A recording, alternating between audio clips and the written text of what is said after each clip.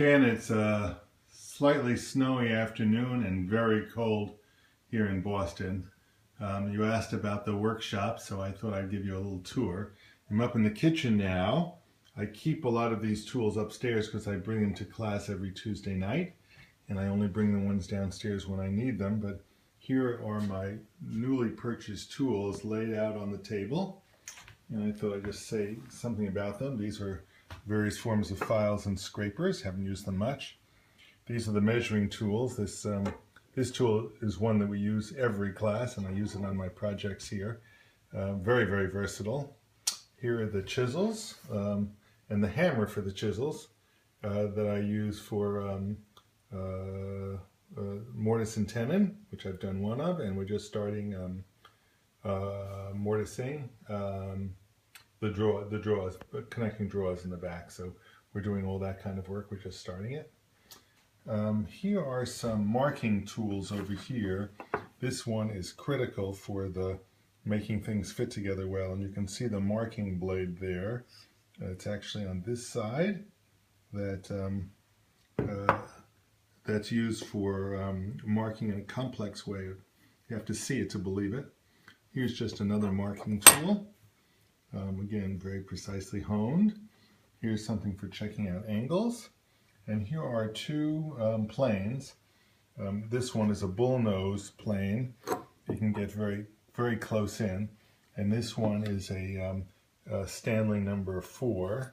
And he has us buy old ones. He doesn't like the way the new ones are made. And he teaches us to grind and sharpen all these tools. So there are very precise ways of doing that. And I now have a grinding stone, which I sharpen things on. Here's another marking tool. And here is just something I made in December. We just mortise and tenon, and here's the pin that you use to pull it all together. And this is a standard woodworking technique, and enormously strong and sturdy. It's quite amazing. Even without glue, it probably would usually be done with glue, but even without glue it is. And here's here's a bag I use to transport some of the tools. Just sort of a handy thing to have. So that's the overview of the tools. I guess I have everything here except the sharpening stone. And I'll walk down to the basement now and show you where I'm doing all my work. So here I go down. I have some new lighting that I put up last summer here, and I'm cleaning out the space. I don't know if you've seen this basement space in a while, but it's somewhat cleaned out, and more stuff is going to leave in the next week or two. It belongs to a friend of Carol's. Here's the table saw that I've had for probably 35 years or more, before Becca was born actually, so probably 40 years. I was trying to cut wood on it recently and just saw everything was being burned, so that red blade is brand new. Here is the old sewing machine table. I took off the old top, which was very warped, and put on a brand new butcher block top. It came in the mail the day before Christmas, and I've put on a tung oil on it, and then I mounted this wood vise on it, and the wood vise is set into the bench. This piece is just to give the vise something very strong to hold on to over here. Here's the back end of the vise.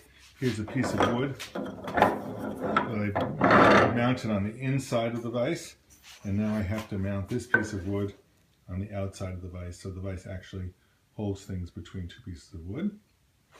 And the table's here. Here's the new set of drawers I have that I just got that I'm keeping my tools in. So these are the tools I've had before. These are all my screwdrivers and wrenches and hammers that I've always just had out on my work table, and now they have a place to be. And then there's all sorts of drawers in here where my other woodworking tools will go as well, as soon as I finish my course at the end of the month. And here are some of the tools I've used for assembling it. And this is what the rest of the basement looks like. Lots of shelving down here, so you can see it'll be a great spot to work.